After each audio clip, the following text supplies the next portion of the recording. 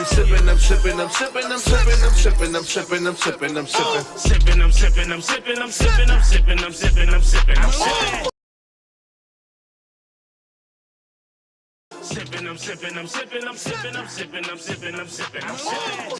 This is Sippin' with Sammy. I am Mr. Fly Shit, only the one and only Sippin' with Sammy. Sam Malone, Barstool Rug. If you ain't sippin' with Sammy, you ain't sippin' right. Please get your fucking life together. Damn, Sammy, you done fucked up. It's all the way live. It's all the way live. What's up with y'all, man? Happy Monday, happy hour, all of that flyness. We are live one more time. It's all the way live. You know what I mean? It's From all the the way vibe. live. Shout out to everybody that's tapped in, whether you live or you catch us on a later, because I know some of y'all, you know, work babies and all that. You got to get your life right. But if you are live, please feel free to participate in the chat. We are on the lookout for your comments. We do want to interact. We want to hear your opinions on some of these events and things we talking about. But yeah, that's what we doing. It is another Monday. It's actually been a pretty good Monday. So I'm in a great mood. I hope that y'all had a great day. I hope that y'all are in a great mood. I actually had today off. You know how you get them holidays that you don't give a fuck about, but we ain't turning them down either.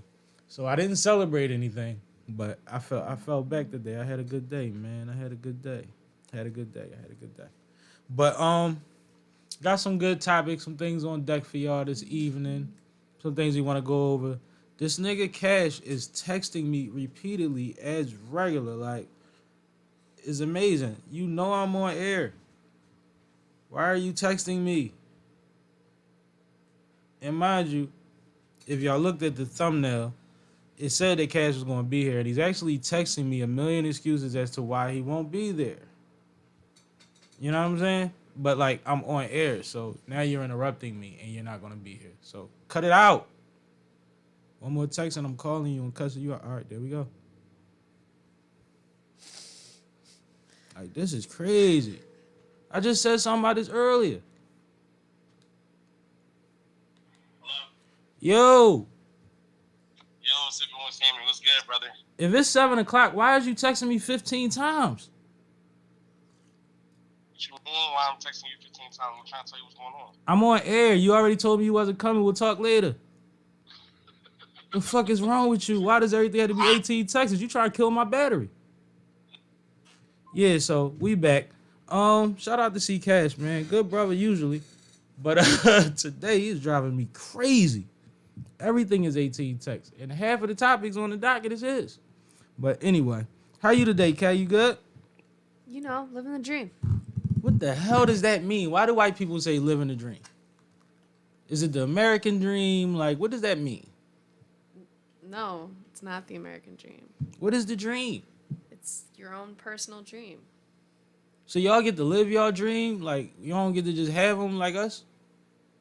I think it's just a figure of speech. Y'all say it more than us, man. Anyway, so you good? Weekend was good? Today was good?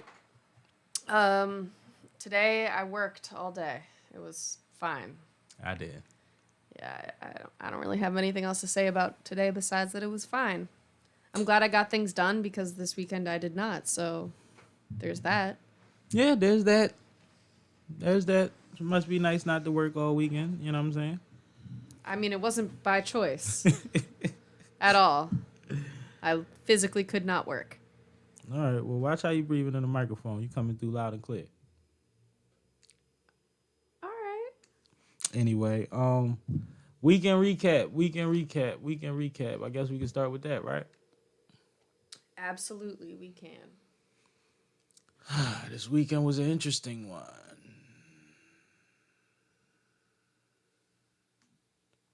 I actually I had got with Cash the other day, and we went past his nephew's basketball game. Shout out to Neff. God damn it if they ain't got a big young boy on their hands, and he actually could play a little bit. He gonna be all right, like, but more than all right. I keep saying all right, and that's my personality. But lately, I've been realizing people think that means something like lesser. So like, young boy gonna be good. They lost to another undefeated team, but it was a lot of young talent on that court. We talking about middle school age. We talking about 11 and 12-year-old stuff like that.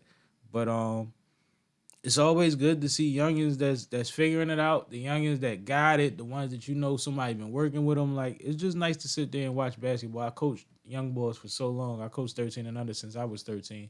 So it's like I always just like enjoy those environments. It was a great game. It was damn near to the wire. So we had fun. And then after that, and mind you, shout out to Uncle be here soon. We talked about it. That C Cash Uncle, somebody that we've been talking about getting on here for a while. I finally met him in person. Got to chop it up with him a bit. He cool as hell. And I met Cass' sister. She was definitely cool too. And they gonna be the ones putting together the game plan to make sure that he working on his left hand and his right hand so he can get as far in this sports thing as he want to go. So that was definitely dope to meet that part of his family because that's always cool. After that, there was a members only event that the Takeover Files had for they membership situation. Shout out to Lito from Takeover Files. Went out there and seen a little bit of everybody. Definitely a dope vibe. Being in Derby is always crazy to me because we always wind up in the same venues. But it was a nice space in there. There's a nice crowd in there. DJ was holding his thing down. Seen a couple battles, seen a freestyle, seen a couple performances. Bumped into Uptown Wiz, seen Prince Nas before I even got in the building, and he went in there and tore it up. Shout out to him. I ain't even realize it's been 5 years since I interviewed him. I think he was 12. He's 17 now. So that was fly. I said Uptown Wiz was there, right? Yeah. Yeah, Wiz made the run and got read up on a bottle, so I appreciate that. Shout out to Unfazed Ree. Ree came straight from work, jumped right in the mix, you know what I mean, and was networking and showing love. So that was a good joint. Good joint. Nothing to complain about there. And then yesterday, I got a text from Cash in the morning. Yo, I'm shooting a video today. Da-da-da-da. It's 7 in the morning. So, yeah, I'm going to probably be there, but I'm not reading this shit till later. And then he keeps texting me. But, This sounds like a common theme. Yeah, that's why I'm going to say it on live.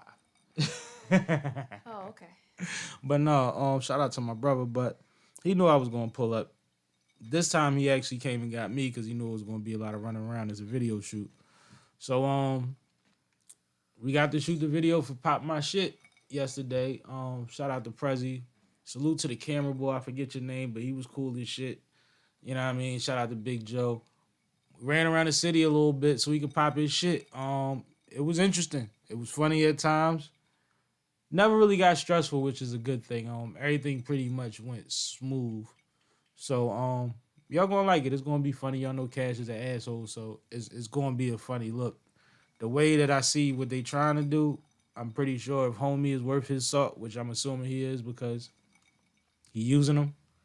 I think it'll be a dope look. So look out for Pop My Shit. If y'all know anything about C Cash besides battle rap, Pop My Shit is one of the main singles that he's been performing lately on his route. And he get a good, pretty good response for it. I guess he was testing it out, but now it's going to have some visuals to go with it, and he's actually had some looks behind that record already. So shout out to that, man. Pop My Shit. Shout out to the sponsors, man. Shout out to Rich Jewels. We got a commercial? Yes, we do. Give me 1 second. Let me get this Rich Jewels done, man. Y'all see me. These are Rich Jewels. Matter of fact, this is her design. You ever wore 3 chains before? I tried it. Y'all let me know what y'all think in the comments. But this is all Rich. Shout out Marissa. She'll probably be through here next week. If everything run according to plan, I think she said she plans on slide next week. All right, here we go. Yep. This is SippinWitSammie, Sam Malone, Barstool Rug here with Rich Jewels, the official sponsor of the SippinWitSammie podcast. Tap in with Rich Jewels, male or female jewelry, black owned, small business. Tap in with Rich Jewels, SippinWitSammie approves. You're up. Yeah, man. So shout out to her. But I just decided to buy the Cash again. Cause I don't know if he knows. We supposed to be live for 2 hours. Anyway, what about your weekend? You said you laid low, nothing to report on. No good TV shows. You watched All Star. I did watch All Star. You call it All Star, right? Absolutely. Man, let's get into All Star. Let's talk about some All Star. You know what I mean? Friday night, like I said, I was out and about with Cash and Lito. So I missed the Rising Stars Challenge. Excuse me, and a couple other things that happened on Friday night. I did tap into the highlights. I seen what went on. Rising Stars is interesting because it's a thing that, just like everything with All-Star Weekend, which is kind of, I don't want to speak too early on a problem with the All-Star game, but it's kind of the problem with the All-Star Weekend is that there's no real consistency to it. Every time they get a new gimmick or a new thing that they're adding to a day, they take something else away, or the thing that we're used to, they change it and manipulate it into a different way, and we really don't know what we're looking forward to. We can't get excited for anything except for 3-point dunk contest and All-Star game, because those three things really don't change that much. They're going to happen, and they're going to have basically the same rules. But everything else is like random.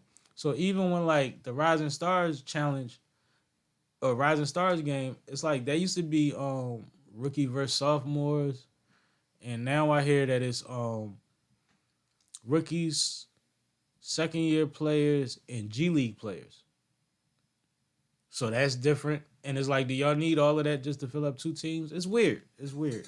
So Friday night I wasn't really excited about anyway, so I missed it. You caught Saturday, right? Absolutely. So what went on Saturday? So Saturday was the 3-point contest. Saw that. As well as the slam dunk contest and Saw the that. skills challenge. And the shootout between Steph. Oh yeah, and the shootout between Steph and I kind of looped that into the 3-point challenge. Okay, yeah. Yeah, so I guess starting off with the skills challenge, Mm-hmm. I will say I liked how they split up the teams into 3 different teams? into All-Stars, first round picks, and Pacers. I thought that was interesting. I thought that was cool because I feel like that was the only way they was guaranteed to respect enough Pacers. Yeah. Absolutely. All right, go ahead. And I mean, before we go any further, it was Indiana showed mad love. They were very excited to have The All-Star Weekend, right? festivities. Yeah, and I think that Indiana, one, people overlooked them in basketball, and basketball started there, and they produced a lot of talent. But two, people don't realize that as much as they might not be a parties town, they're a sports town. They're a NASCAR town. They're a basketball. Like, they take sports seriously out there. So I think that I wish that they had a better weather weekend. You know what I mean? Because part of going to Indiana is it was 20 degrees and it was 4 to 5 inches of snow. Right. Which, whatever. But go ahead. So yeah, overall I thought the skills challenge was interesting. I mean, it's tough because you can't tell whether the officials, and I don't mean like the refs or anything, but like the people who are running this event don't take the basketball part seriously, or if it's the players that don't take the basketball part seriously. But even in the skills challenge, every team that went first for whatever skill that they were doing, it seemed like they didn't understand what the drill was. Yeah. So then the first team was always at a disadvantage, and they didn't really rotate which team went first. Yeah.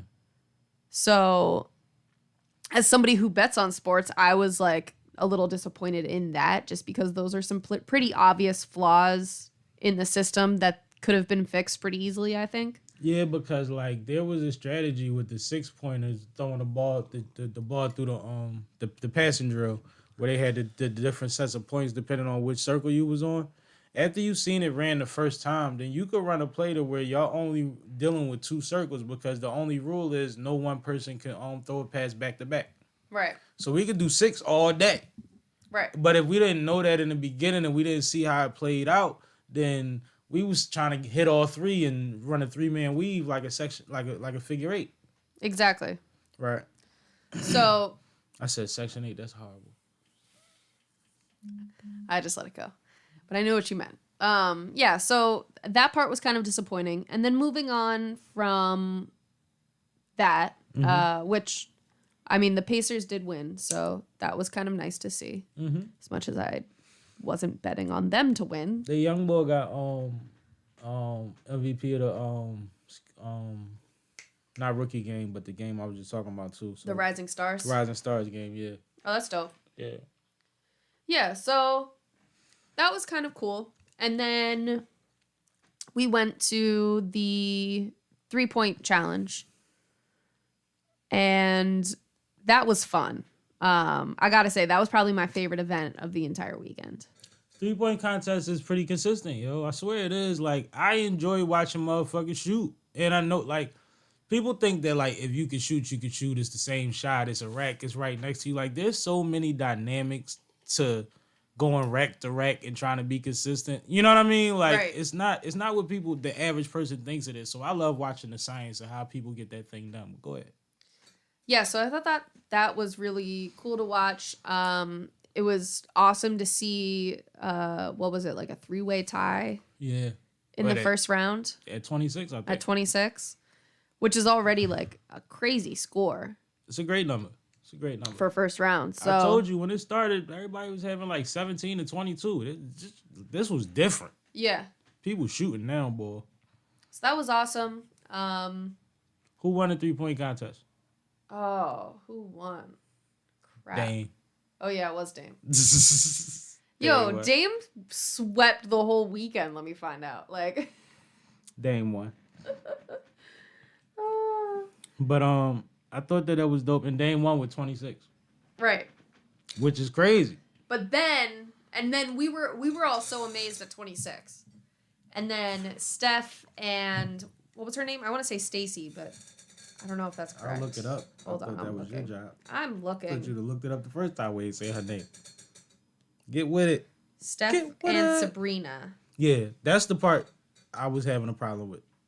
And Sabrina, Yes. so she's Steffi A. What? Like Stephen A. Never mind. Okay. So, yeah, you can flush that one.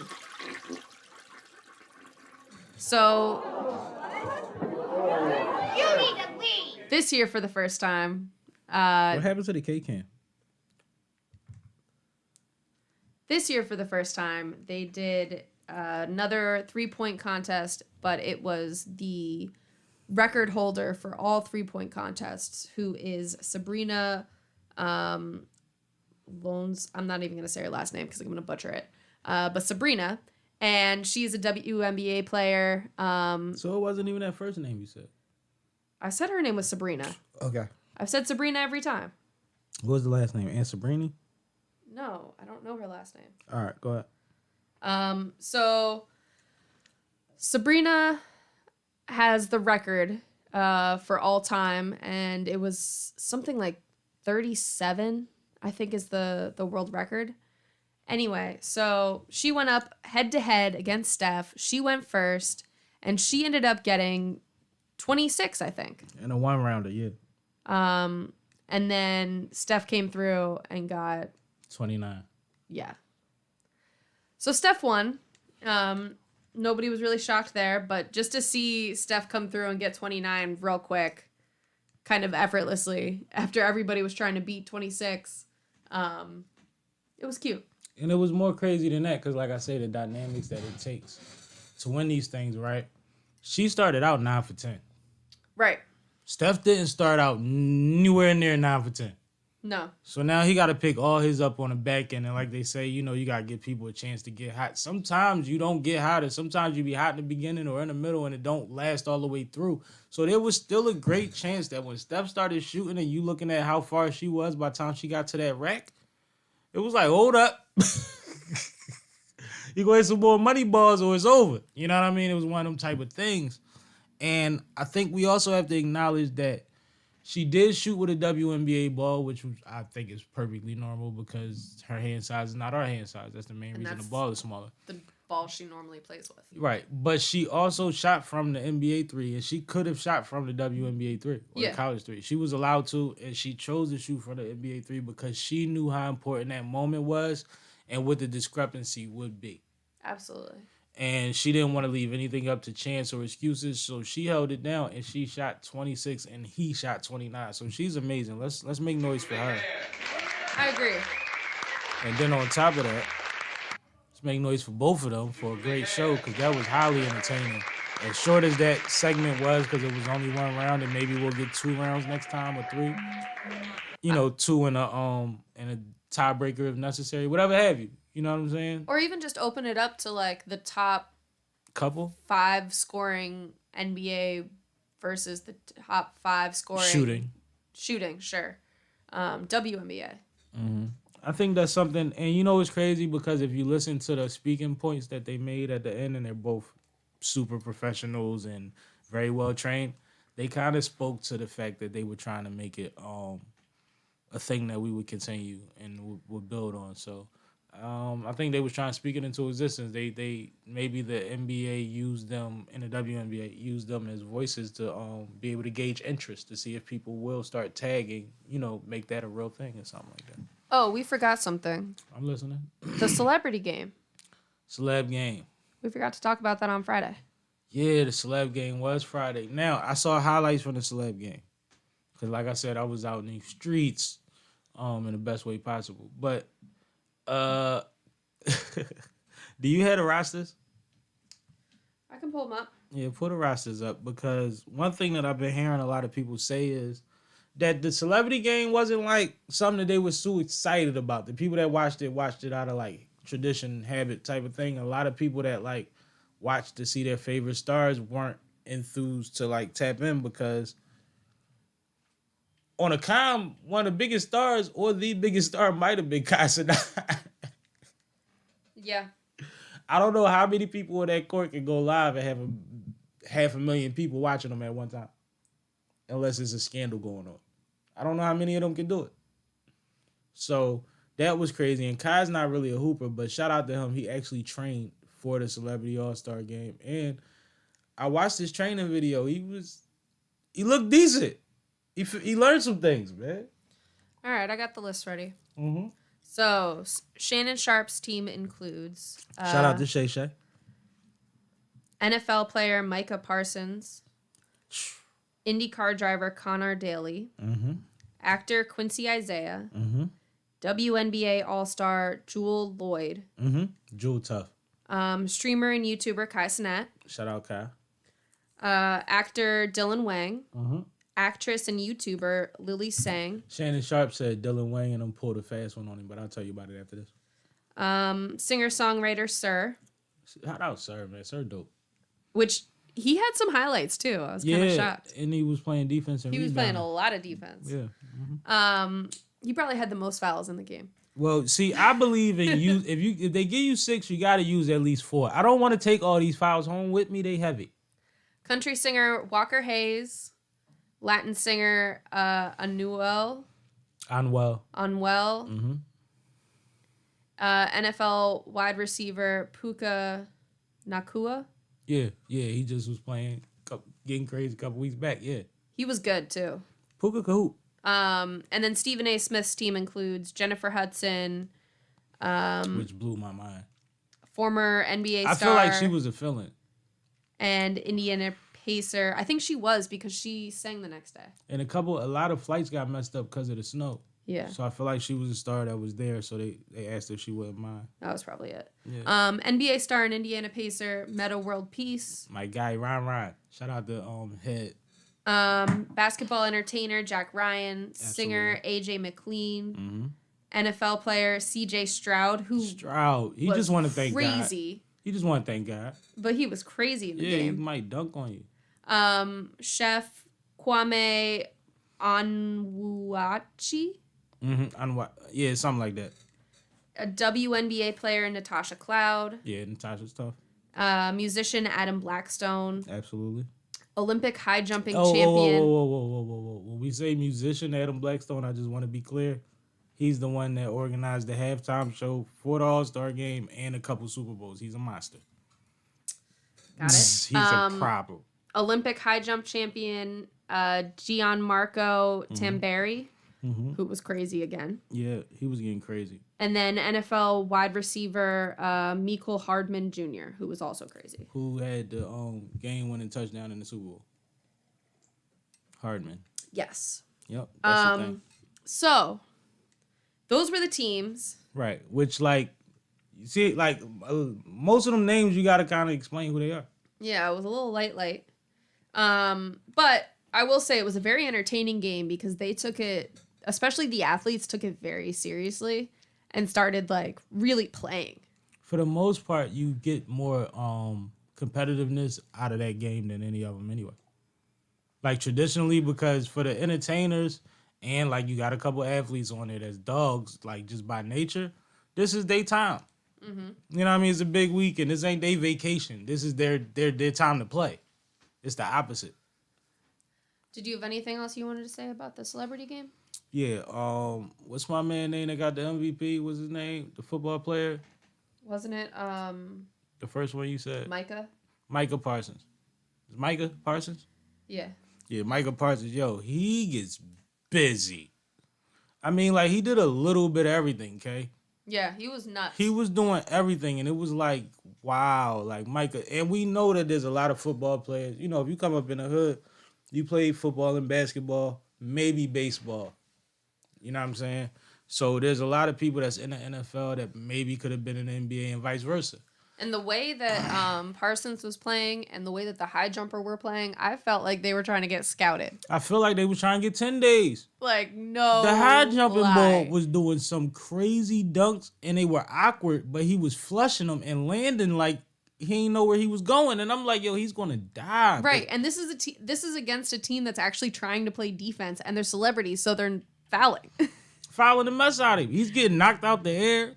Like, I'm like, yo, this is amazing. I did not see for some good nothing, the highlights. Olympics are right around the corner. I'm shocked. Maybe he's not competing in this year's Olympics, but still. Did you see the highlight when Kyle was wide open and they wasn't passing the ball? I didn't see that highlight, but I heard about it.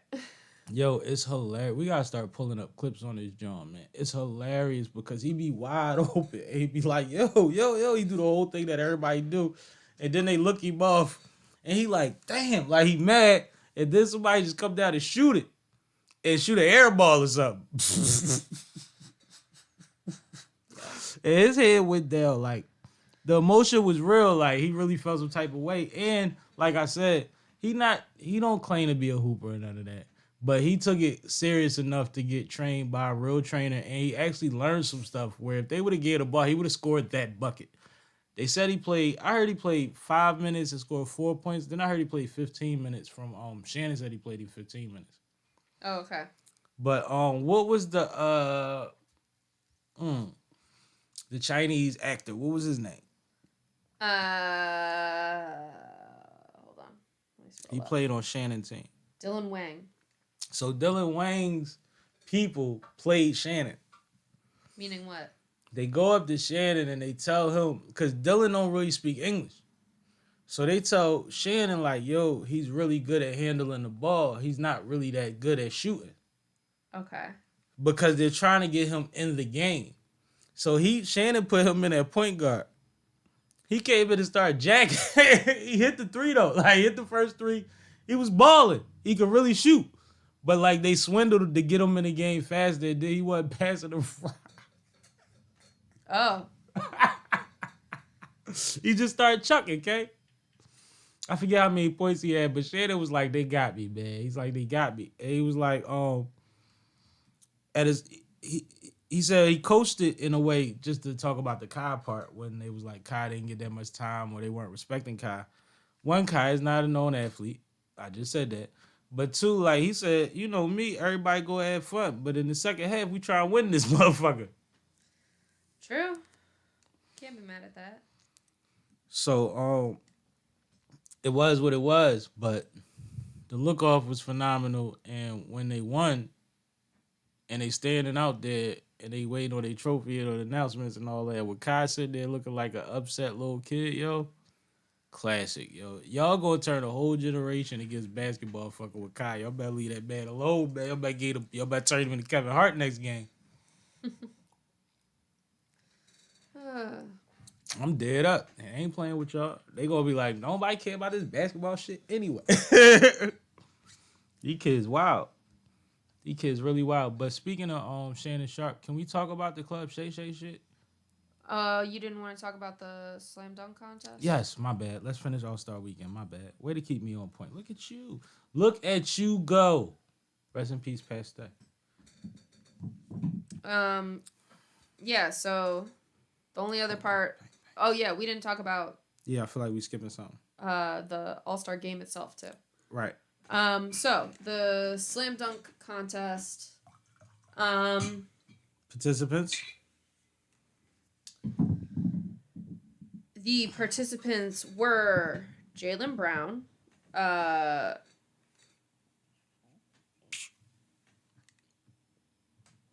Get down on the ground. Mac Get down. and who were the two others? It was only 4? Yeah, I believe so.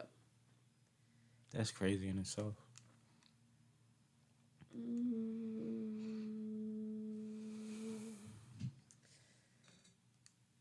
Hold on. Here it comes.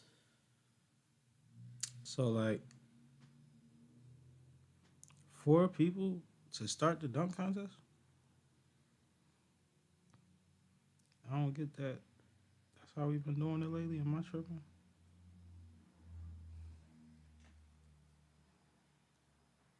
I'm not sure. All right. I'm not sure if that's how it's been for...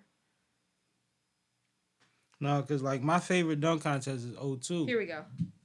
Jamie Jaquez Jr., Triple J, Mac McClung, Jaylen Brown, and Jacob Toppin. Yeah, Obi brother. That's it. Now, I'm real biased when it comes to watching dunk contests, right? I'm 6'1", but I've been in my fair share of them. And I've actually won a few. And when I watch people dunk that are 6'5", and 6'7", and 6'3", and all of that, I'd be like, show me some shit I can't do or couldn't do when I was, in my jumping era. So nowadays, a lot of these dunks aren't based on difficulty. They're based on creativity. Right? Right. So when you get a Jaylen Brown in a dunk contest, it's like, oh yeah, he'll dunk on you. But I ain't never seen him get crazy in the air. Like, you know what I mean? He ain't never freaked it. So I'm already not excited about that. When I hear about the Toppin brother, I'm like, well, I know traditionally in dunk contests, it's that guy. Nobody knows who he is. He could jump. And he get busy. And he's creative. And that's what he do. And that's why he, out of everybody that you know on his list, he said, I'm going to put myself on the list with these guys that everybody knows, knowing that people might not even cheer for me, even if I kill my dunk. Right? So I was excited about Toppin because I'm like, he probably one of them. He probably going to get bonanzas. Who else we got left on the list? Jamie, you got Triple J? Did you talk about him? He made Jaime Jaquez. Yeah, that's my man from the Heat. And he just got good energy, be balling with them. I'm like, all right, he might get funky. And then you had Mac McClung, who won last year. Right. So it's like we already know that this little tiny, and I think he's 6'2". People think he like 5'9" or some shit. That's just because he's on an NBA court. Yeah, he's 6'2". But we knew he had creativity from last year. And in the pregame, when they asked him, like, what could they expect? He said, just know that instant replay is going to be very important.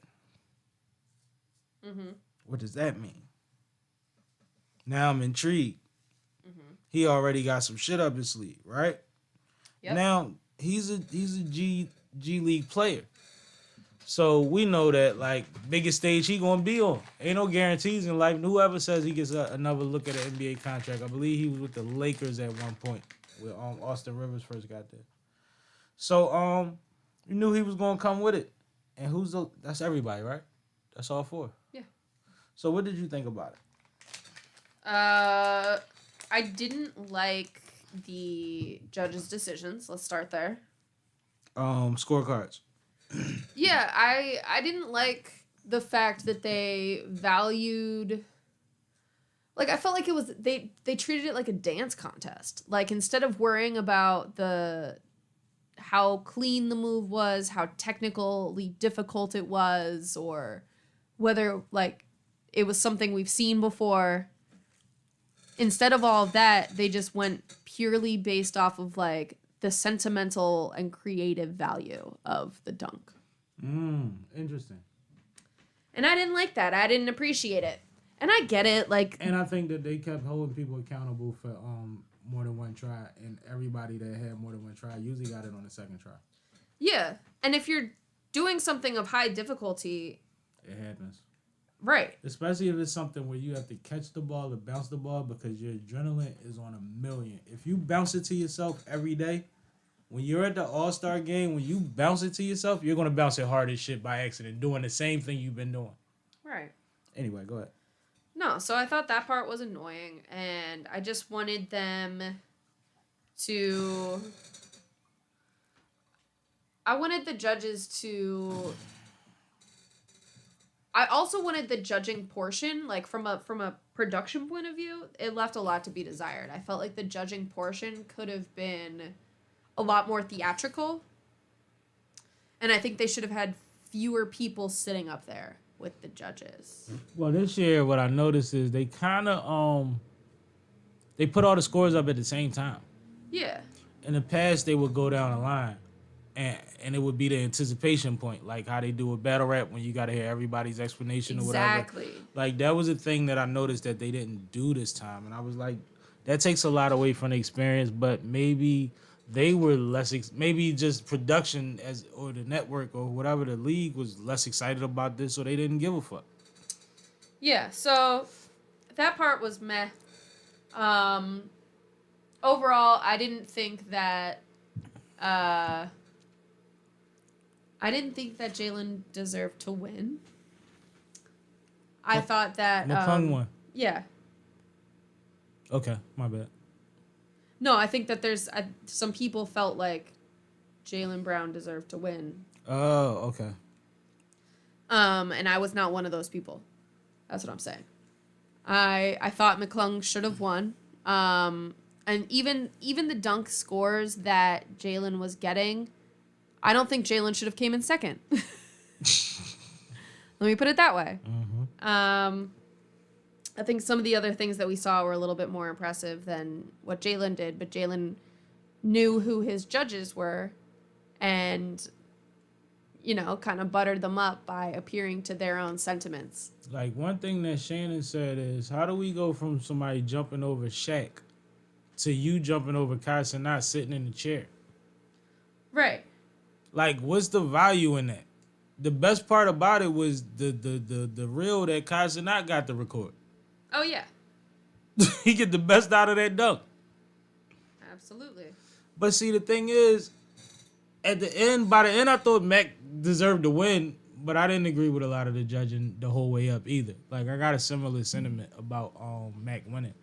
Like, yeah, overall, he probably should have won.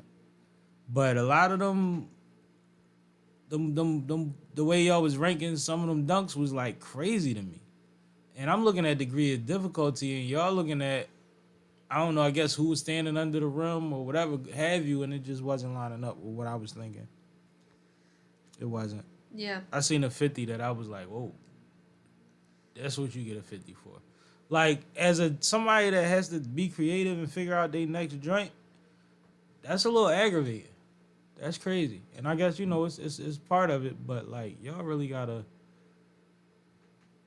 Yeah, I didn't agree with a lot of the points. But I always rank dunk contests on what I'm doing. What I think about it. So I don't really...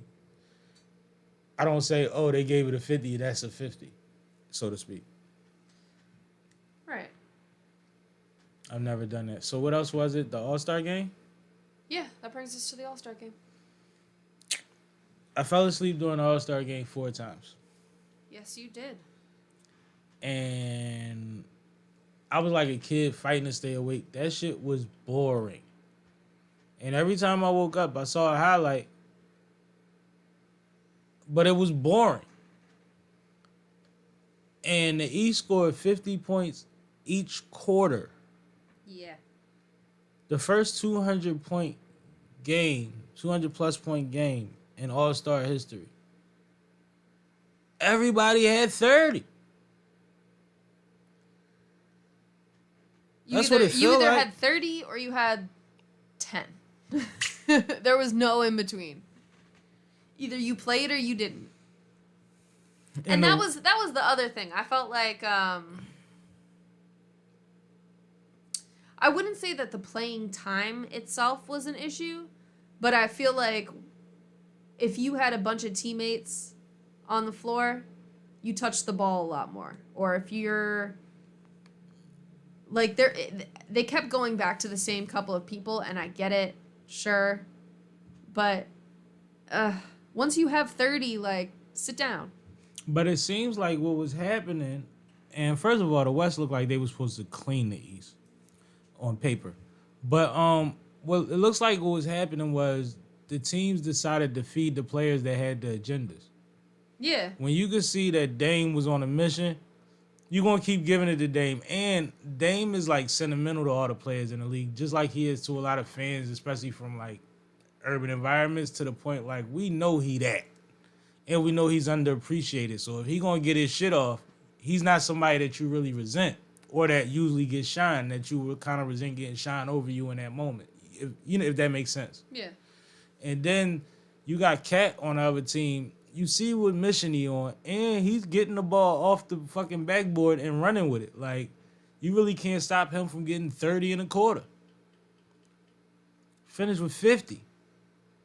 So it's like, I feel like the teams get to a point where there's certain players that's like, all right, give me the ball, y'all. But then you start looking like a nut. So you just feed the agenda. You just feed the agenda. And you get your little 20, your little 15, your little 10.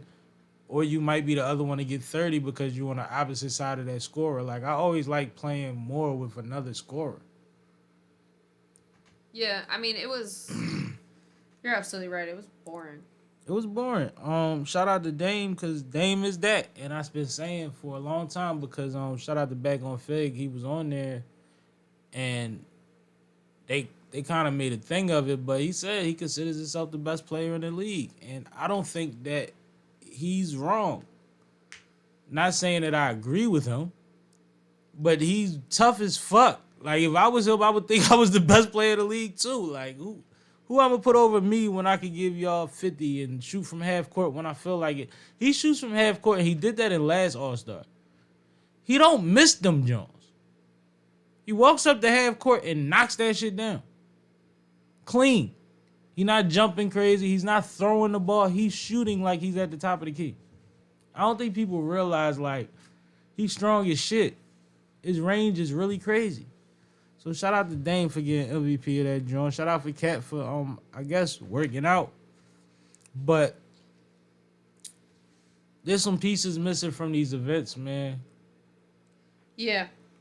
You know, we need some Ja Morant, man. We just need certain people. Shout out to Ant-Man. Shout out to Ant-Man. He do his thing. We need people in the dunk contest that people care about. Can't just keep getting athletes. Got to get athletes with names. Yep. The dunk contest will actually phase its way out, because overall, if you look at the league, who's really known as a dunker anyway nowadays? There's motherfuckers that dunk on shit. But there's, like, back in the day, you used to have motherfuckers, you know, he get that thing in the post, he's slinging it on you. Period. It ain't that no more. So it's going to become a dying art when everybody pulling up from half court. Yeah. I don't know. Makes for boring basketball when you keep pulling from half court, though. It do. It do. I want to see somebody get chopped, and I want to see somebody get shitted on. Yeah. It's part of it. It makes me feel good inside, like cognac. But yeah, so that's All-Star Weekend. Well, salute to the NBA and the commissioner. Best commissioner in sports. He's constantly innovating and figuring things out. The LED courts was actually fire. Yeah, those were cool. And to see the capabilities of those is crazy. And I've heard some things when I watched numbers on the board go to the Clippers facility to see the new Clippers arena that they're promising to do certain things, and they say they have a basketball court size screen, which makes me think they got that LED court and they just gonna play games on the fucking court for away games, and that's amazing. That's amazing. So technology's a motherfucker, man. They go find a way to get our buddy. And on some real shit, y'all stop watching. Overseas is gonna tap in for that glow in the dark game.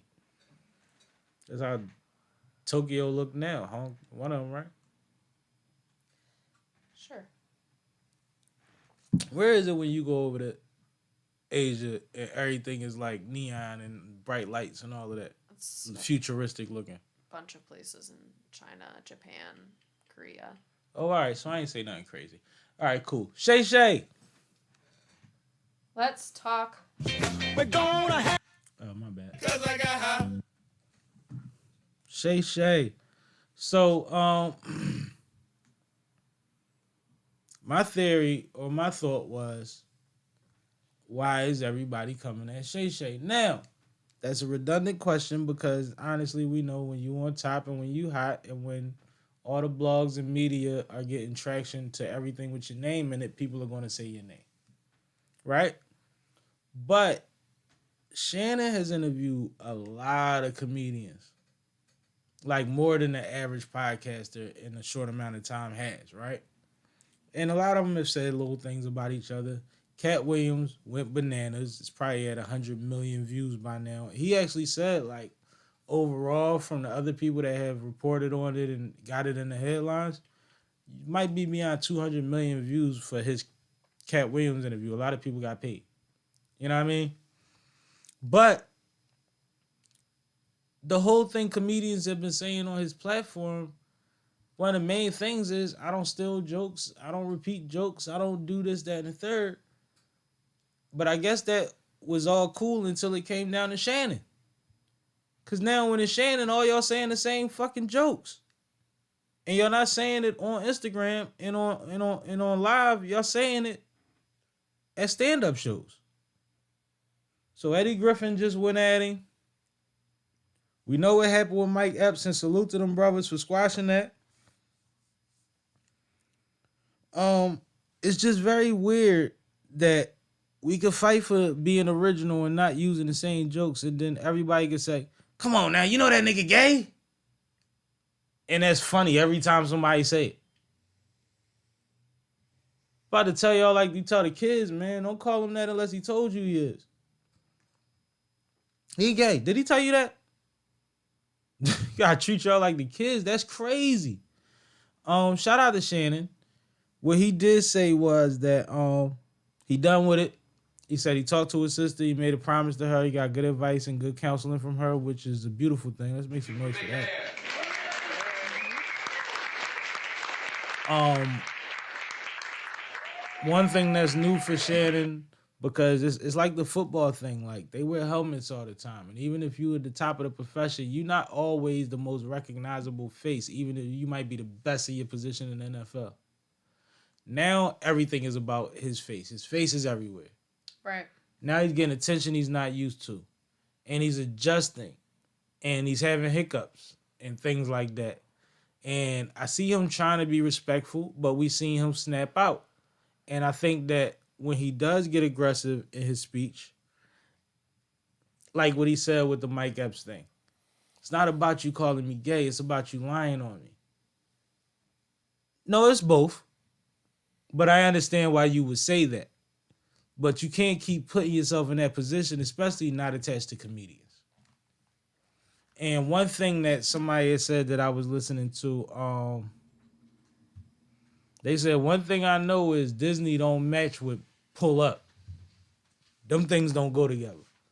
Meaning that Shannon is on a network that is attached to Disney that don't want to hear about you pulling up, which is part of the reason that you heard Shannon say, when I was saying pull up, I was just talking about to have a conversation. And Ocho was like, no, you wasn't. So like those things don't go together. But I just want everybody to leave Shannon be. Let him rock. Let him give a bad take or something before y'all just keep dogpiling on a brother while he winning in front of all of America, because it looks crazy. And no matter how you felt about him on some real shit, it wasn't important enough to talk about it until Kent went through there. And I think that that's what everybody is forgetting, that they exposing about themselves. It's like, you didn't say any of this before. I don't know if he asked you for an interview and you turned him down, or he didn't ask you for an interview and you feel some type of way. And I'm not even saying that's got to be a motivation, because clout is enough for a lot of y'all. And I get that. But we looking at some of our stars just jump on the same black man back as comedians, when they could just holler at the brother and see if they can come through and try his cognac. Man, I want to sip some of that Shay Shay Yak. That Shay Shay Yak. Said it tastes good, man. He said it's good. I seen people that don't drink cognac say, "Oh, but I drink this." I mean, shit. Even if they lying, let's support the brother. Let's let him win. Let's let him win. But shout out to Shannon. He was talking about coaching the All-Star game. He was excited about his experience, and salute to him being able to do these many wonderful, productive things. He apologized a lot. Maybe he'll stop saying so much that he has to apologize for it. It's an adjustment. But I think he's really just adjusting to being a big fish visually. Because he's been a big fish athletically, but you have to care about athletics to know who he was at that time. Now he's covering so many different bases and platforms. Even though they start with athletics, they're kind of spreading everywhere. So he's even more, like, he's getting another training on how to carry himself in public even further than he already did when he was doing a phenomenal job before. Now there's more people that want to say more different things to him. He has more nicknames now. You know what I mean? Like, it's different. So shout out to Shay Shay. Leave Uncle alone, man. Let him smoke his black and mild, drink his cognac, and whatever y'all think he doing, man, let him do it. He ain't hurting nobody. Fuck it. I wanted to give an update on the Killer Mike situation.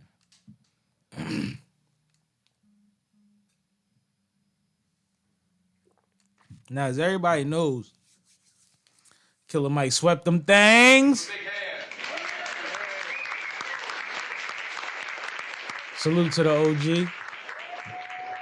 And shortly after we because his awards weren't even televised, shortly after we found out all the good news, and we was We're gonna have a funky good time. next thing we know, we see pictures of him getting walked out, cuffed, and all of that. And we like, why it gotta be like that? How come he can't win without that? And then we found out that he was detained while they quote unquote tried to figure out the situation that had happened with him and somebody in security at the venue. Cool. But everybody had their opinion on it, and everybody was excited about it, and rightfully so, because we see what happens to black men all the time. But I see him speak on that ordeal in an interview, and they said, "What did you do? How did you feel?" He said, "Man, I sat there and I thanked God for 3 hours uninterrupted." He said, no texts, no phone calls, no nothing. I sat there and I thanked God. He said, I could sit here and I could think about why am I here, how they ruined my night and all of that, or I could thank the reason that I'm here. And I thought that that was strong and that was consistent with his personality, and I want to give him a round of applause for that.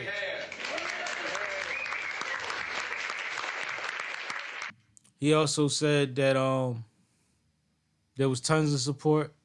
He appreciated the love. He's also spoken to the division that some of these things are caused and how he's not going to be a part of that. He's reached out, like I said before, to Kai Cenat and everybody else that had a problem with him winning. And he said, but you can't thank God in one breath and then not realize what God is doing for me in another breath. And that's a real thing. So all that to say, don't trip about his moment. He still feels great about it. he's a soldier, so he knows that this is just a part of his story. It just makes his story even liver. And he ain't mad at nobody. He's just humbled and appreciative of his wife and everybody that helped him get it done. So I just wanted to speak on that because I don't want everybody to get they panties in a bunch if his ain't. I appreciate y'all caring, but that brother is not hurt. He said he sat still for 3 hours and thank God, man. And that's what we gotta do sometimes. He knew he was getting out. They wasn't gonna keep him. He good. So salute to Killer Mike once again, man. That was just something I wanted to say. Because it's something I stumbled across and I didn't see anybody repost it or nothing. So it's like, man, that man good, man. He living at the top of his life. He done did every interview possible since then. He rolling, man. He getting his just due. Them flowers is flowing in. So salute to that brother, man. Absolutely. Where we at now, Nikkei? We are wherever you want to be. Can you slide that screen over a little bit? I can't even see. All right. Everybody going at Shay. We done that. Oh, all right. So, first of all, let's make some noise for this, man. Paste, wrong noise. Paste versus Real Sick dropped today. But Beasley speaks.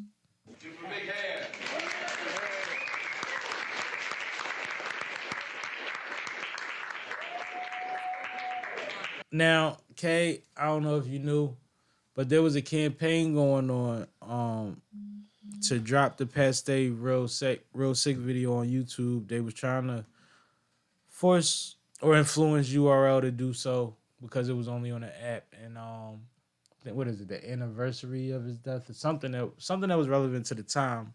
I can't remember off top, but they were telling people to unsubscribe to the app and to comment and do a lot of things.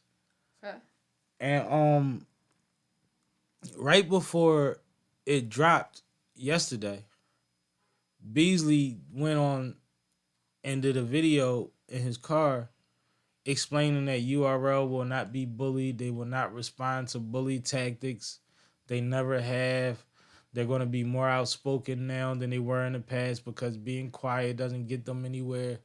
And I just thought that, like, it was very telling. I thought it was very telling. And I know that, like, Beasley and Smack speak more than anybody else that is ahead of URL. So they kind of rotate when we get a soundbite. Right. But it's never really, it's always too much street, not enough business. It's like you have to let everybody know that y'all didn't make us put out Past State video. And we would never let y'all make us put out Past State video. And we don't respond well to bully tactics, is what he was calling it. Talking about the unsubscribing and all of that, which is the things that the internet does. 50 Cent uses that same thing. Unsubscribe to Stars. They ain't fucking with me. Right. Subscribe to Stars right now. It's 3 months free. Watch my whole shit and then unsubscribe. This is the thing that's how you manipulate the internet. But then to drop it anyway.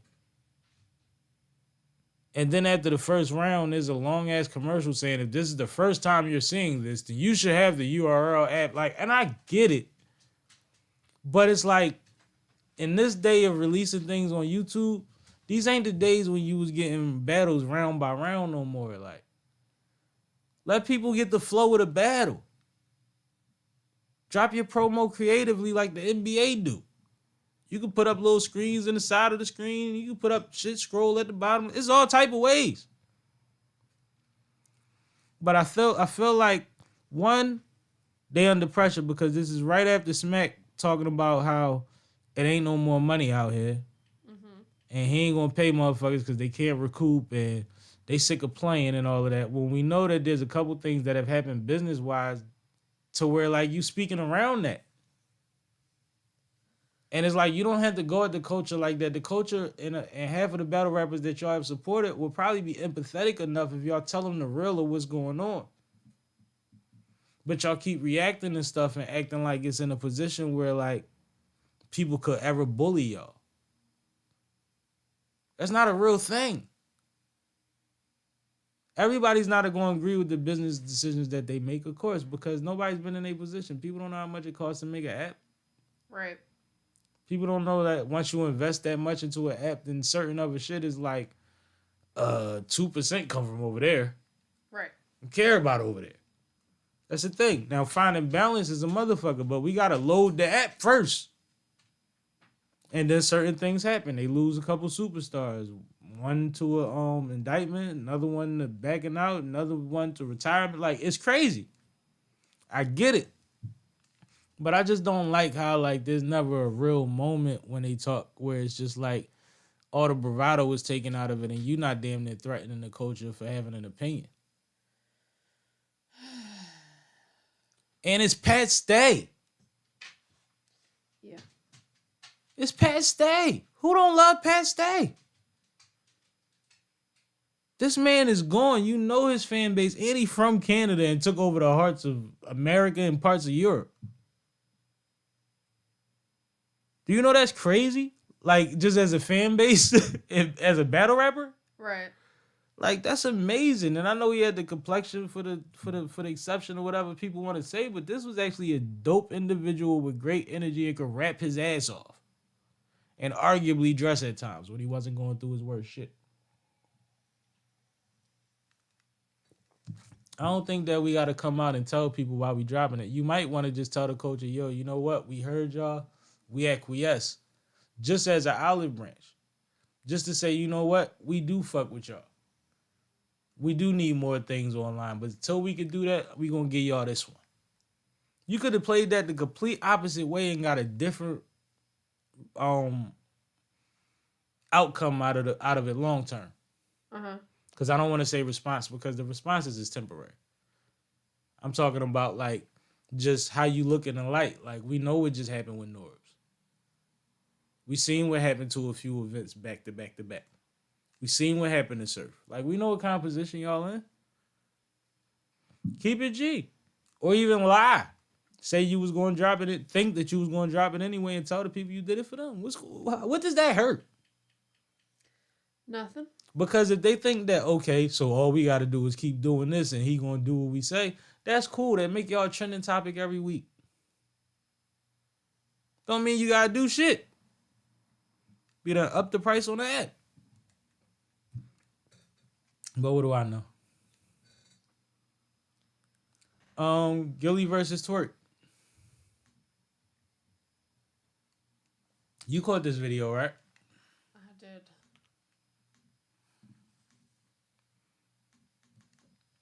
Shout out to Gilly. Get down on the ground. Get down on the ground. Get down on the ground. Get down on the ground. Down, get. Shout out to Gil though. But I seen Gil had these arguments with battle rappers quite a few times. Where he's telling them and he's spitting his old raps to them and telling them that beat what they do in battle rap now and it is all about charisma and that he a real nigga and there's not no smut on his name. But watching him talk to Twerk like that and seeing Twerk be like, yo, that was light, or that was ass, or that was cool. And then be like, yo, you really think you could do something with me? And the confidence that Gil be having, yo.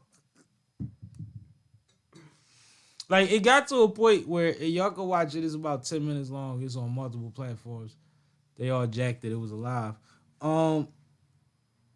You see halfway through that Twerk just stopped taking it serious. Like, he like, oh, he just joking. Like he realized, like, he don't have to prove nothing no more. And then he just plays into the joke. But it was a great exchange because Gil is always funny for the most part. And Twerk actually has a pretty decent personality when he's not angry. But what did you think about that exchange, though? I mean, I didn't take it seriously from the beginning. I don't know why Twerk did. Cause I think like as a battle rapper, it's their natural thing to be like, yo, you serious? Yo, you really think you could fuck with me? And then when they see that somebody, you know what I mean? Then once that sink in, like, yo, he do, but it don't matter, then they kind of calm down. Some of them. Yeah, I mean, it's Gilly. Like, Yeah, and Gil got jokes. Gil should have been an all-star too, by the way. How the fuck he went MVP at the 3-on-3 league and Big 3 league and can't fucking play an all-star game? But go ahead. yeah, that's crazy. He should have been in a celebrity all-star game. But it's Gil, so you should just automatically think he joking is what you saying? Yeah. Don't take anything that comes out of his mouth seriously. He be serious though. It don't matter if he's serious or not. You can't take it seriously. Cause like it's crazy cause I've been random places recently and more than 3 people have said, yo, you see how Gil been talking to Jamal Crawford? And I'm like, yeah. They're like, what you think gonna happen? I'm like, Jay Crossover is gonna murder Gil on the basketball court. Like, are you crazy? And they like, Gil kind of nice. No, Gil is nice, but that's Jamal Crawford. Right. But he be serious when he be talking shit to Jamal Crawford, bro. So it's kind of like, whatever. As long as he healthy, as long as he happy, and he out here making content and enjoying the people, let him talk his shit. But y'all never gonna get Gil on the battle rap stage. It's not going. He is not going to create a Joe Button moment. He's not going to do it. No. He going to talk shit and sit right on the sideline like an OG do. Yep. But I thought it was interesting. I thought it was fire, and I think like it's always just cool to see who has healthy competition and relationships with each other. Like we would have never probably put Gilly and Twerk together, so that's fly, man. It's nice to see that they appreciate each other and support each other, man. Yeah, that's fair. Yeah, but I thought that was kind of interesting. Just the fact that was a thing. It was like, yo, this is hilarious. It's a must watch. And then when I watch it, it's like Gil doing him and Twerk trying to figure it out. And then Twerk just being funny and talking shit. He did announce Jerusalem 2 will be out in June. If y'all didn't get that first Twerk album, Jerusalem, or stream it, tap in with it. It's a dope album. And he said this next one blows it out the park. And I believe him because he really makes good music. But he had access to great features on the first Jerusalem. And I can't imagine who he got on the second one. He has star power and relationships. And I'm sure it was some shit that was supposed to be on the first one that the timing wasn't. You know what I mean? Right. I think this is probably going to be phenomenal. And that first one went platinum for real. So salute to New Jersey Twerk. And shout out to Gil, King of Philly, man. King of Philly. What you want to get into? I'm going to let you introduce something. Let's talk about these maggots on a plane. Did you see this story? I heard about it, yes. So you want to introduce it? Sure. So a passenger was on Delta Airlines and all of a sudden falling from above onto their head was maggots. You need to leave. Yeah. And then they found out after investigation that the maggots came from the overhead compartment where someone had their luggage, which included raw fish. Raw riding fish. Right. That part was implied with the maggots. Malone. So yeah, kind of gross. Kind of gross. Kind of gross. So we're not doing a K-Cam today. Kind of gross. Okay. Yeah, it was kind of just gross. Like I don't even know what else to say about it besides this is disgusting. And why do things like this happen on planes? Well, yeah. I think that's where I was about to go. I feel like we skipping something. As much as they search you to get on X-ray shit and all right. that. Or even as just many times as I've been pulled out of lines. The customs situation that we're dealing with here. Yeah, like they're going out of the country. Fly with raw fish, even if you're not going out of the country. No. Why would you think it's okay to move to a different part of the country with raw fucking fish? They were flying out of the country though, so they went through customs. You're not supposed to have no fruit or no food or nothing. Like yeah. None and of then that. you got some shit that got maggots already. Like maggots don't start in an hour. No. It's not a thing that happened on the plane. They was in the bag when he got there. So that's like crazy. I don't get it, man. Disgusting. They did compensate everybody on the flight. Do you have that part of the story? I mean, I'm sure they had to. Yeah, well, they compensated over Sky Miles. Oh my God. And if you had to stay overnight, they gave you a hotel room and a $30 food voucher. $31 food voucher, something like that. Nuts. Yeah. Can we discuss all these crazy stories that's been happening on these planes lately? Besides the fights? The diarrhea story. They just kicked the lady off a flight last week because she kept going to the bathroom too much before takeoff. People call it the pre-flight bubble guts or something like that. Yeah. Yeah, like she was running back and forth too much. They kicked her off the flight. Didn't compensate her, none of that shit.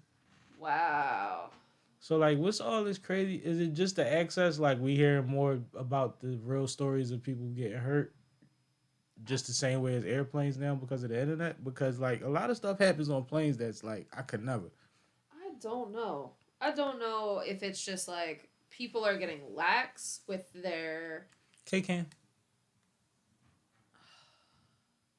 I don't know if people are just getting lax with their, like, social niceties in general. Because that's definitely something I've seen, like, post-pandemic, is people don't have the same courtesies that they used to have when they were out in public. I think, and you just reminded me of this, I think FOGO and I think social media is actually added an extra percentage of people to these situations that wouldn't normally travel. Okay. May not know how to travel, may not be used to travel. You know what I mean? Prepping for travel, whatever they got to do because they want to go somewhere and match somebody's Instagram post or whatever have you. Or maybe they were inspired naturally and said, I'm going to do something I wouldn't normally do. But I think now this exposure culture has opened up certain environments to people that wouldn't be there, even restaurants and stuff. You see what I'm saying? Mm-hmm. And I don't mean to be bougie because I'm black, and I know there's a lot of restaurants that didn't want us there even when we had money. But what I'm saying is, like, we seen the Philadelphia Steak 48 fiasco. Yeah. You see what I'm saying? And those type of things, like, at the end of the day, I got a few bars in restaurants that I'm a regular at or that I was a regular at. And you notice when a certain element changes the energy in the situation. Yeah. So there's a part of that that's still relevant, right? Yeah, for sure. So I think even when it comes down to travel, we're dealing with that. We're dealing with bigger crowds because there's bigger influence on traveling. There's people that wouldn't have left their neighborhood, and thank God they decided to travel. But hopefully they're traveling with the right outlook, the right intentions, and the right attitude. Yeah. You see what I'm saying? Yep. I think that's something that's being overlooked. I think that's something that's not being spoken about because all the media or the blogs want to talk about is numbers and extremes. Mm-hmm. But there's a soft spot where there's 15 to 30% of people that's in these lines for these things that we're talking about, whether, like I said, restaurant, shopping experiences, vacations, and all of that, that wouldn't normally be there.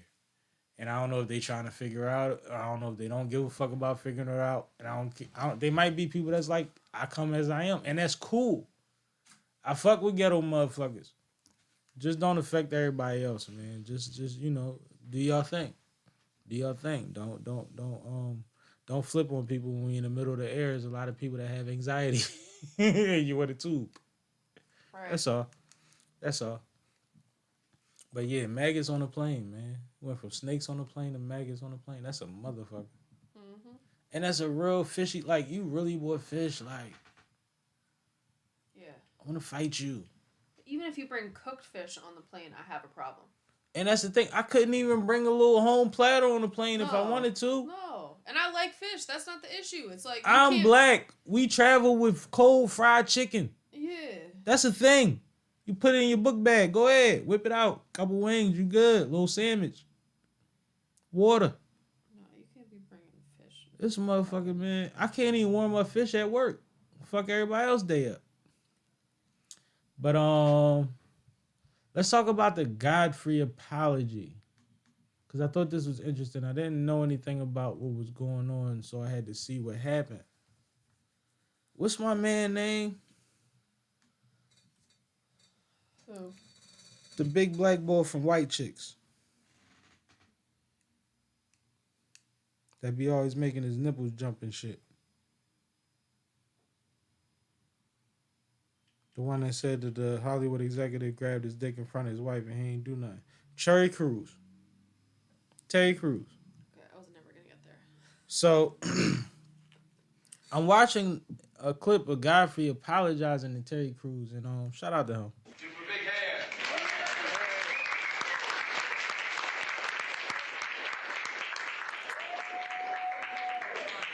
So what happened was they were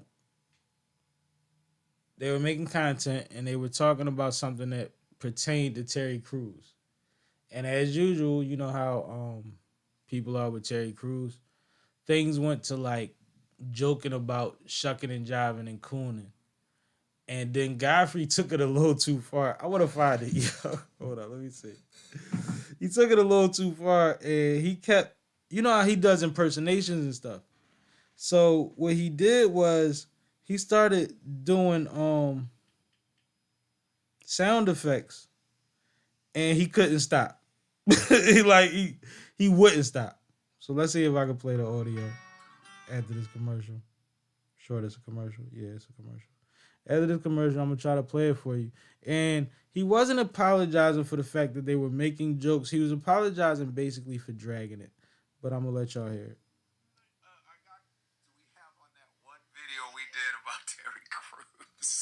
The real reason why Terry Crews gets so much work. No, because he's Well, no, but he does. He dances when Yeah. there's no music yeah, playing. yeah. Smile's really big too. It's also you find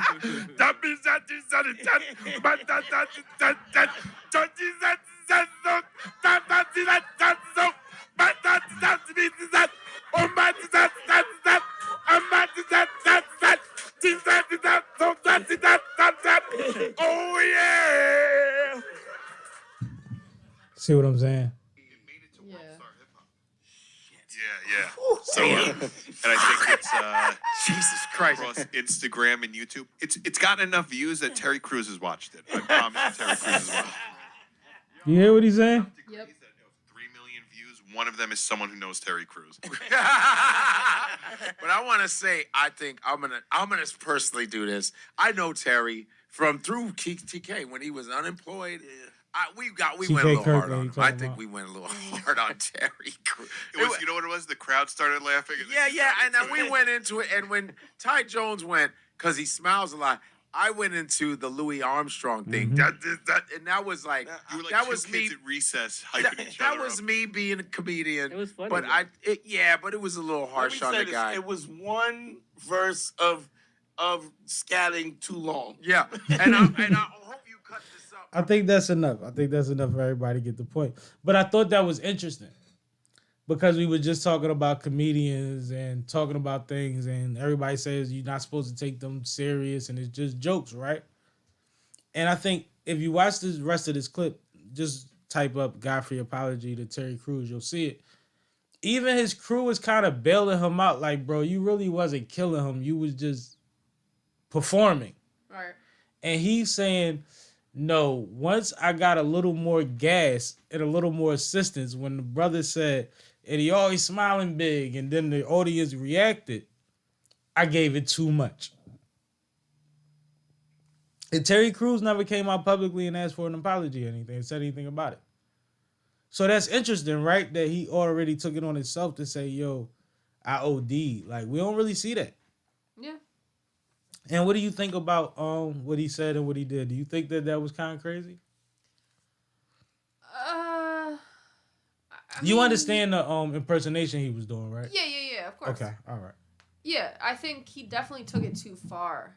But how many of them do you get to do? Because with the one boy say, he said it was a little one verse too far. So you can do the original doop, dop, doop, dop, doop, dop, doop, dop, and then stop.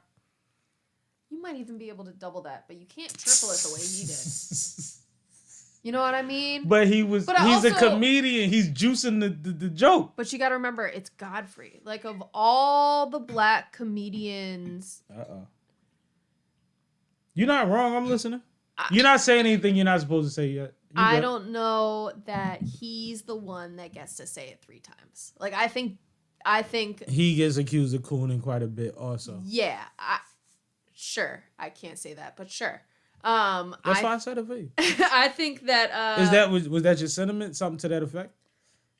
Something along those lines. Okay, yeah, he's not seen in the same light in black culture as a Dave Chappelle or Corey Holcomb or TK Kirk.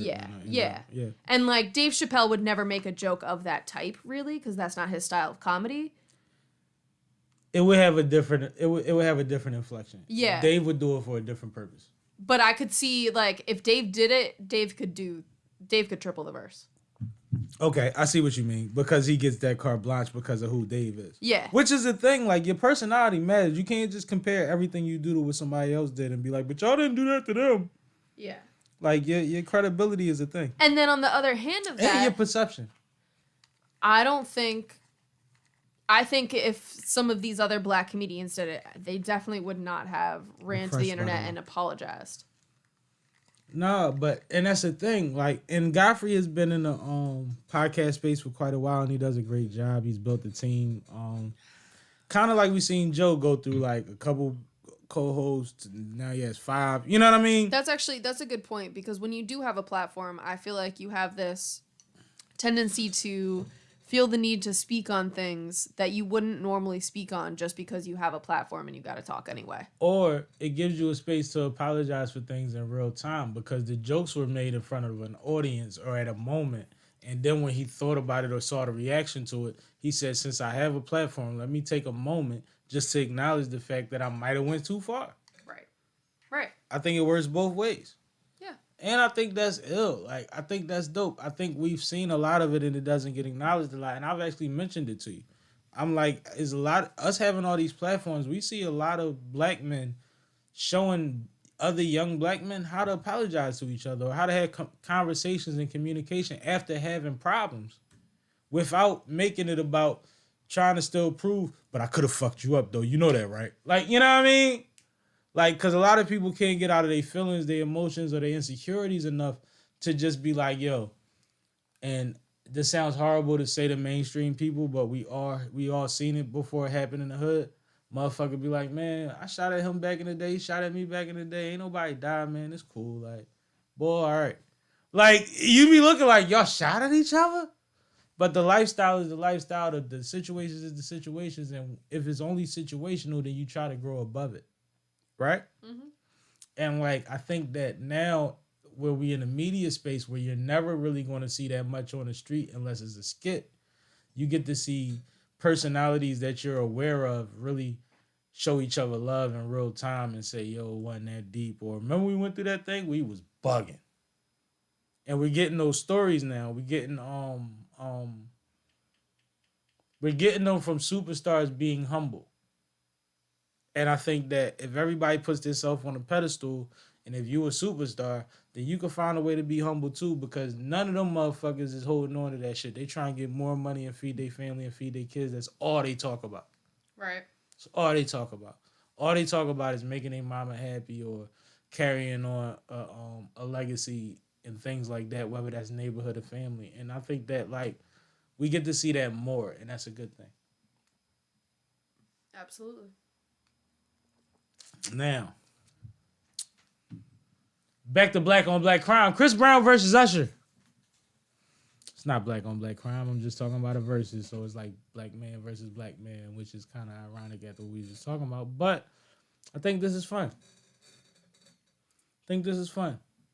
We talked about the Super Bowl. We mentioned how Usher had a hell of a show, man. Let's make some noise for that again. Big hand.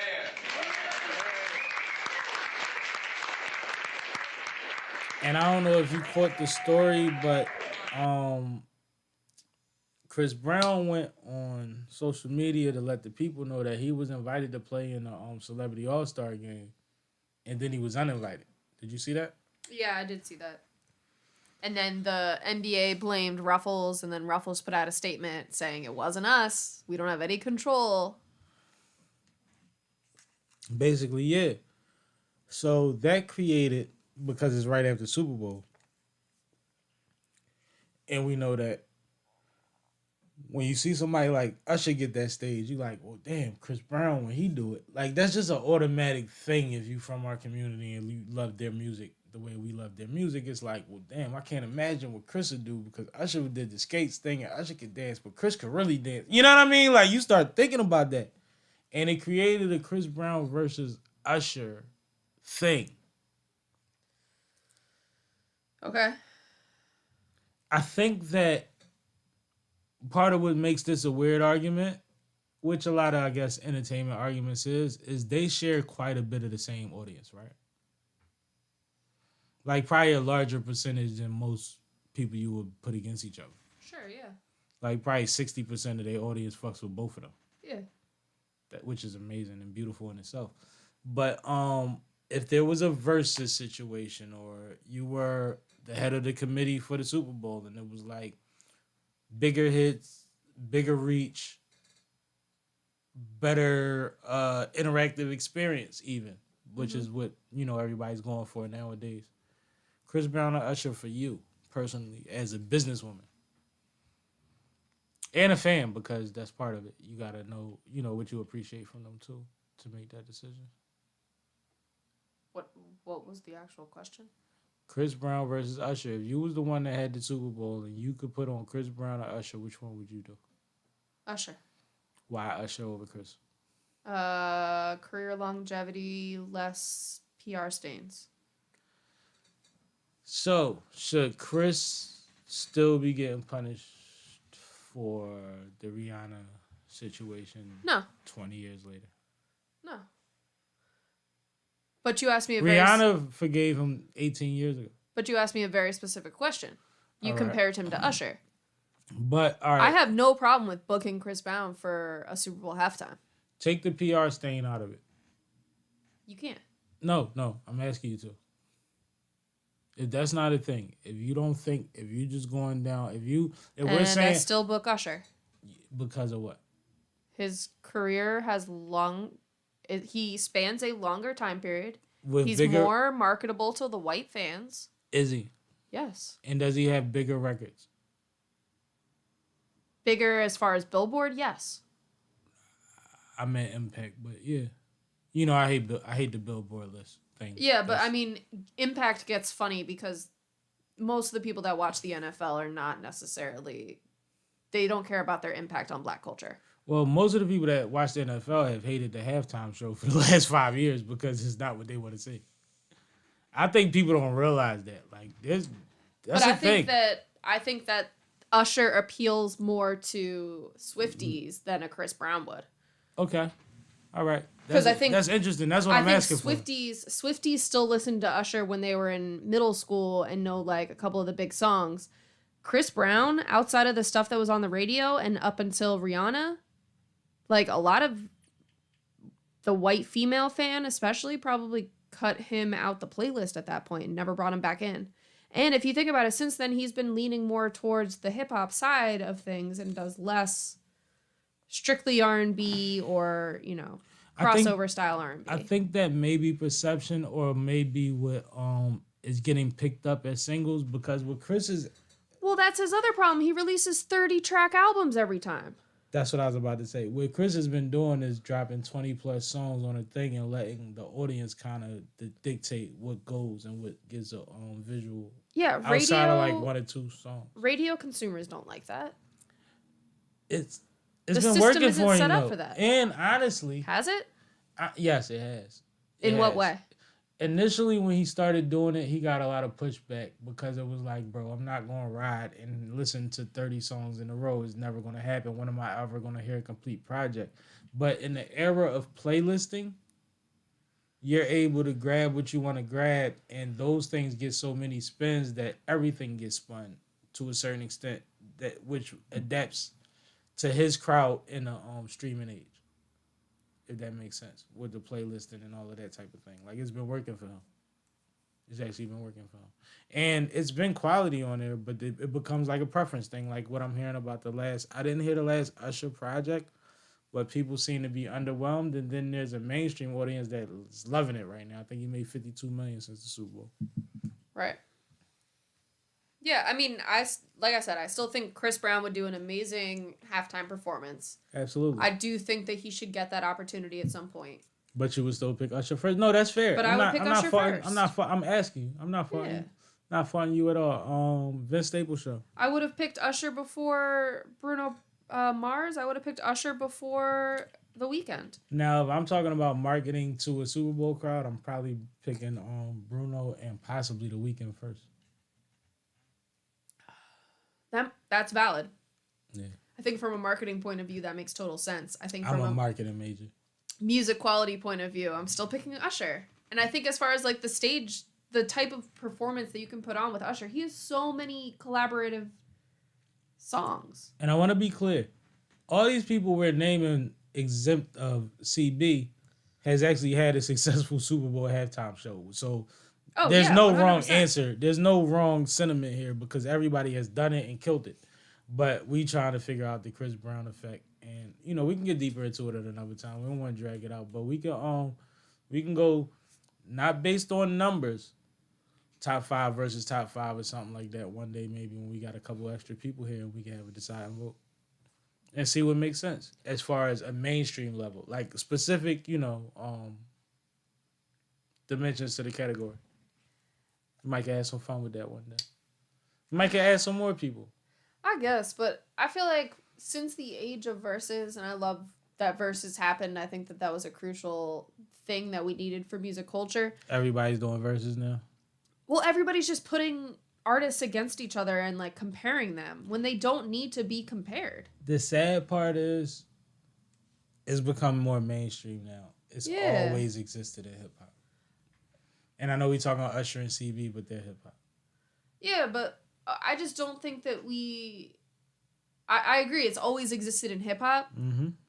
But I don't think that. I think that was always a point of contention with hip hop too. Is like, especially with women in hip hop. But I thought that's what was dope about Versus was it was like we can do this thing as a celebration where it's not so much about who's better than who. It's about putting on a thing. But Versus became that. Like it depends on which.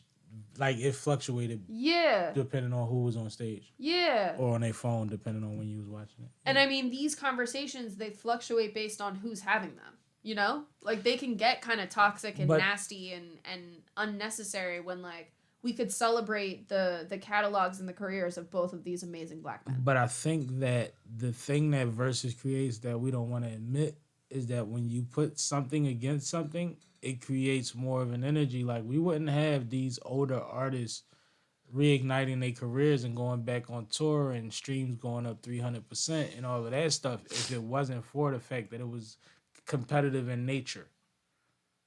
You see what I'm saying? And that blessing is something that is the main reason that Versus is so ill is like there's a Versus effect. I don't know if that's true. There's a literal Versus effect. You're going to get X plus such and such. Like how they talk about the Super Bowl, like why they don't pay you for the Super Bowl. And not saying they don't get paid for Versus, but like the reason people don't get paid, or if they do, they get very little for the Super Bowl, is because of what happens afterwards to your career. And it's similar with Versus. When Versus was popping, motherfucking shit went up 300x. That was tickets, streams, and everything. Walkthroughs, features, everything. No, I mean, I'm not denying the fact that it's done a lot for a lot of people's careers and has really brought people back. It wouldn't have happened. It would happen without the competitive aspect to it. It would still happen. Yeah. How? Not after COVID. How? I don't think that you're being fair to hip hop as a genre, because we haven't had enough time to see our beloved artists age and whether they would still be on tour or not. Like, no, that's not what I'm talking about. I'm talking about the instant injection. Sure. Okay. Then I agree with you wholeheartedly. The instant right now. Yes, the instant injection that Versus or the Super Bowl halftime show or something of that type Yes. Because Huge the part effect. that I'm saying is like, all right, cool. Gucci and Jeezy, right? I don't even want to use them, but they the easiest to remember. Gucci and Jeezy, right?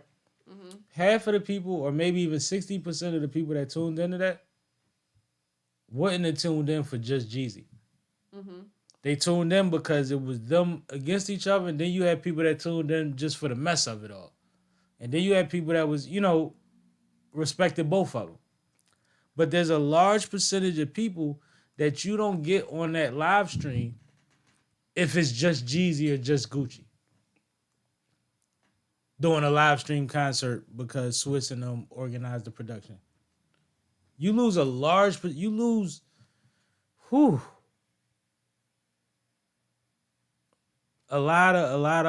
eyes if it's not versus somebody. And whether that's negative or positive, it actually works out positive for the artist as long as they don't have beef afterwards. And Swiss and Timberland exposed a new way of IP that they actually seem like they got some traction and some money from.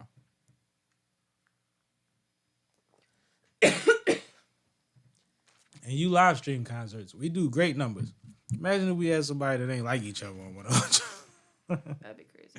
And not that I want to do that, but I'm just saying, that's different. That's different. Vince Staples show? Yeah, can this be the last topic? Sure. I'm fading. Ain't nobody tell you drink all that tea. Huh? I don't know. The tea is what helped. My voice is going, my throat hurts. All right, so Kasich, just put that out there. I thought that was clear. Anyway, so if you haven't tuned in to Netflix recently, you might have missed that Vince Staples now has The Vince Staples Show out on Netflix, streaming everywhere. And we watched the first 2 episodes, I believe. No, first one. Just one. I watched 2. I don't know. Okay. What did you think? Jury's still out for me. But to be fair, like, I'm not as big of a fan of like Dave or Atlanta or any of those shows as you are, so. For reference, the bank episode was the second one. Okay. So how many did you say? 2. All right. So I liked it. I liked it a lot. It's pretty much how he describes it, and please watch any interview that Vince Staples is attached to. If you don't know who he is, he's actually a dope MC, an artist, especially as a younger man. But like, he's very intelligent and hilarious and random. Mm-hmm. So the show really represents his personality and his circumstance when it comes to like being from where he's from and being somebody that's known kind of, but known enough to where like he's still in situations he might not really supposed to still be in. Right. And the balance between that and the way that he finds humor in that and the way that he creates his normalcy based on the fact that everything been crazy my whole life and this is no different. Like, I think that it gives Curb type of energy and Dave type of energy and Atlanta type of energy because it comes from these creatives that are different from everybody else that creates in their space. So they have a different experience. They don't really buy into the American dream or the social constructs. So their day-to-day is a little different because it's awkward. I'd also argue that all of those shows, the characters tend to process emotions in a way that's different than the stereotypical, or like not even process, but like their emotional reactions to situations are different than the stereotypical and just typical reactions that you would expect.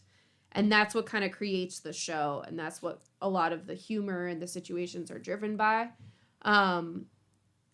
which is awesome. And like, don't get me wrong. The Vince Staples show, I can see that it is a quality show from the writing to the production to everything about it. I just don't know that that's my cup of tea because I personally like a lot of drama with my TV, and it's a different type of show than my normal. Well, I think everybody should watch it and draw their own opinion of it. One, because why not support Vince Staples? Why not support everybody in hip-hop that gets a look like that? We know how these streaming companies will play with these contracts and things. Like, he's not guaranteed a second season, and he actually said, flood the motherfuckers and let them know you need another season. The first, I think they have 5 episodes up right now on Netflix, but I think it's only 6 episodes total. And according to him, that's the kind of deals that Netflix is really doing now. If you're not one of the super big dogs or whatever, you buying in for 6 episode series. So I want to just see more of him being able to expand. This young man is not a mainstream superstar artist, but he has been on multiple TV shows. He's had Acura endorsements and all type of other things because he's dope. And all the people that y'all respect, excuse me, in the hip hop media space love when he comes on their platforms because he offers a different perspective. I saw him say every man should go to jail for at least 2 weeks or some shit like that. And they was like, why? And he was like, because at some point, motherfuckers need to be in a position to realize everything ain't about you. At some point, you need to be in a cell with a nigga that's not getting on the top bunk. And I was just like, his perspective is crazy, and I get it, but that was wild. So Vince say random shit like that, and his mom says even crazier shit like jail ain't that bad. So he just comes from a unique place and a unique perspective from the other side of the country. So salute to Vince Staples, man. Congratulations again.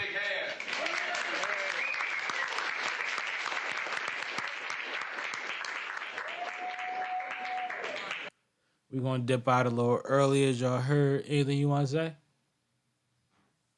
Tune in Thursdays at 4, Mondays at 7, every day in between, at random times, usually between 4 and 6, because we drop content daily. Shout out to Stormy P, man. Chocolate Chip and Sip Live just happened this weekend. Heard it was a success. I know it was a vibe. Stormy do what the fuck she do. Salute to you. Also, up for another what is it? Award. Yeah. Which award was it? Urban Excellence. Entrepreneurship. Elegance, Urban Elegance or something. Urban Elegance Entrepreneurship Award. Yeah, shout out to Tweet. Salute to you. Salute to Concrete Moguls Magazine, man. May 25th is the day of the event. That's the day before my birthday. That's Unfazed Reed's birthday, actually. It's probably going to be a good night. If I'm not out of town, I'll be down. But I just want to thank them once again for making sure that I'm still part of the conversation. I appreciate y'all. Sippin', I'm sippin', I'm sippin', I'm sippin', I'm sippin', I'm sippin', I'm sippin', I'm sippin'. This is Sippin' with Sammy. I am Mr. Fly Shit Only, the one and only Sippin' with Sammy. Sam Malone, Barstool Rug. If you ain't sippin' with Sammy, you ain't sippin' right. Please get your fucking life together. Fucking yuppie transplants. Move the fuck out. Get out of our fucking city. You ain't even fucking born here. Tired of you motherfuckers.